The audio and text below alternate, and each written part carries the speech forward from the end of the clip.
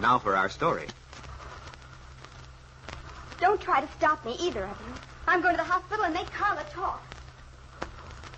Peggy Douglas slammed out of the house.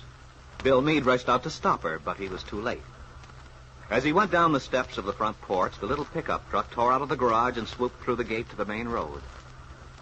As Peggy gripped the wheel of the little pickup truck, she was thinking of what Aunt Mary had just told her. That Carla Descari had refused to reveal the identity of the person who had attacked her, causing a brain concussion which might have been fatal. Peggy and Bill, her fiancé, were certain Carla's husband, Mario, was responsible. But if Carla refused to make the accusation, Sheriff Goodwin might believe Bill Meade was guilty. There were many people in Wakefield who believed the false rumors Ben Calvert had started, which connected Bill's name with that of Carla. Now, Peggy was determined to force Carla to tell the truth. Carla must, Peggy thought. Otherwise, Bill, who was innocent, would suffer. And Peggy meant to fight for their future. To fight for Bill, whom she loved. As the lovely young girl entered the reception room of the little hospital in Wakefield, Sheriff Goodwin appeared in the corridor off to the right.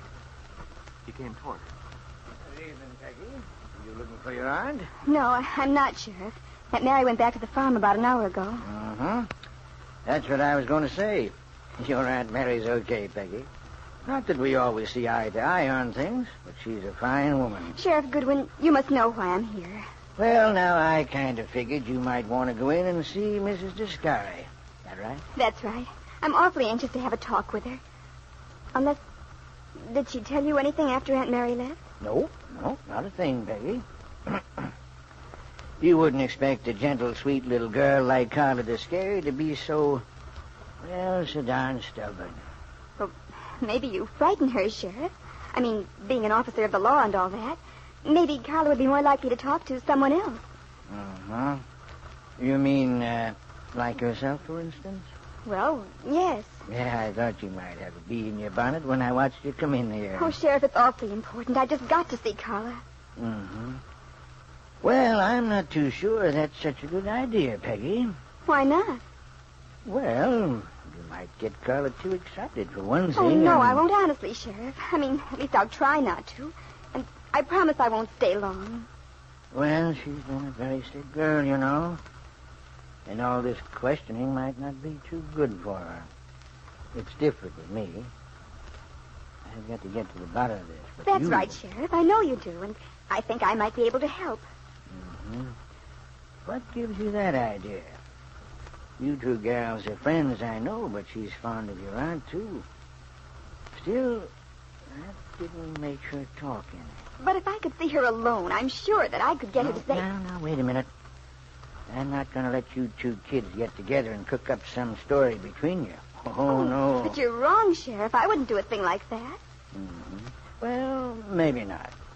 But it seems to me that so far in this case, everybody's done their level best to gum up the works. Why, they haven't either. Your cousin Randy and your boyfriend Bill Meade weren't the worst offenders. They thought they could pull the wool over my eyes with that fancy double talk they tried on me. Oh, no, Sheriff. Randy and Bill wouldn't do anything like that. Why, I'm sure that if they felt they knew something that would help you, they'd tell you about it. Mm-hmm. Well, I'd rather be the judge of what's going to be helpful and what isn't. Seems to me too many folks are trying to make this case their own private business. Oh, it isn't that I want to meddle in something that's none of my business, Sheriff Goodwin. But you see, I consider it's very much my business. Uh-huh. Because of Bill Meade, you mean? Yes.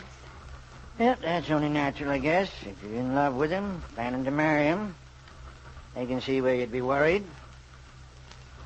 I'm not at all sure you oughtn't to be good and worried. Yep, he's in the spot, all right. Well, that's it, Sheriff. I know you suspect him of having something to do with it. But if you only knew how wrong you are... Pretty loyal little kid, aren't you, Peggy? I'd sure hate to see you taken for a ride. But I'm not being. Oh, you don't understand. No, I don't think you ought to think that. But in all fairness to me, you've got to admit You that haven't been able to make Carla talk, have you?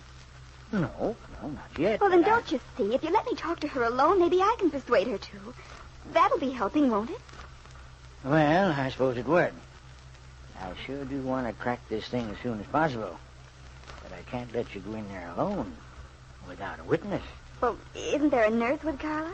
Yes, there's a nurse with her. Oh, Sheriff, please let me go in. The nurse can listen, so you'll know I'm not doing anything wrong. Please, Sheriff. I hadn't ought to, Peggy. Please. Oh, darling, all right. Oh, Sheriff, you're a darling. I knew you would. Thank you. No. Wait a minute now.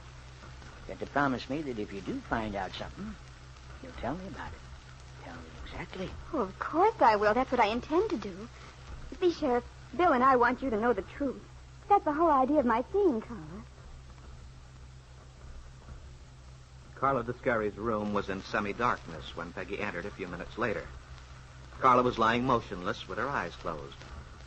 Peggy whispered a few words to the nurse who admitted her. The nurse nodded Peggy to a chair at one side of the bed and sat down opposite. Carla's eyes remained closed. Peggy reached out gently, touched her friend's hand. Carla? Carla, are you awake? Carla, please wake up. I've got to talk to you.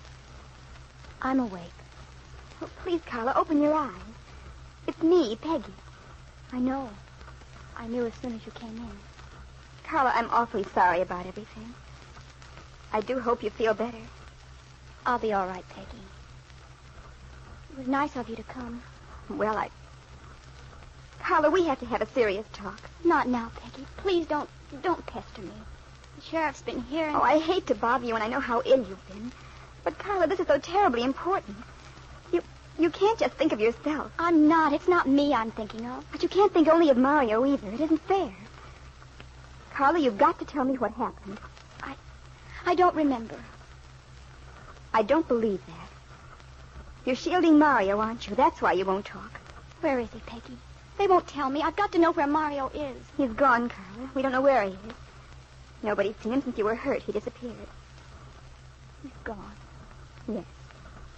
And I think you know why he disappeared. And unless you admit the truth, that it was Mario who hurt you, Carla, don't you see what will happen? They'll blame Bill. Oh, listen, Carla, I like you. I'm a friend of yours. But just the same, I have Bill to think about. Don't you understand? You know where Bill is. You can see him, talk to him. You know he's safe. But he's not safe. That's just it. Unless you tell the truth, Bill's worse off than Mario is. They think he did it, Carla, and you're the only one who can clear him. If only I knew where he was. He didn't have much money. Oh, Carla, I know what it is to be in love. You love Mario no matter what he's done. I understand that. I feel the same way. But you have to think of other people, too, your friends. You say you know what it's like. You can't, Peggy. You haven't been married. It's different. Oh, I'm so lonely for him. But, Carla, unless you tell the truth about this, maybe Bill and I won't be able to be married. But why? It doesn't need to stop you from getting married, Peggy. If you think of someone else, Carla, you'd see why. Don't you understand? They think Bill was the one who hurt you. Or that maybe he did something to Mario.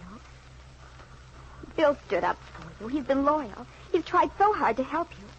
How can you let him suffer when you know he's innocent, Carla? How can you?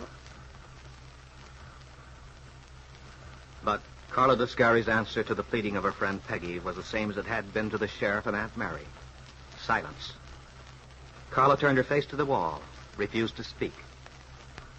Secretly, the warm-hearted young woman was in torment. She was deeply fond of Peggy. She did feel a debt of gratitude to Bill Meade. But her love for her husband, for Mario, far outweighed these loyalties. She was determined to protect Mario from the punishment he might receive were she to admit his guilt. Yes, even if Bill Meade must suffer because of her silence.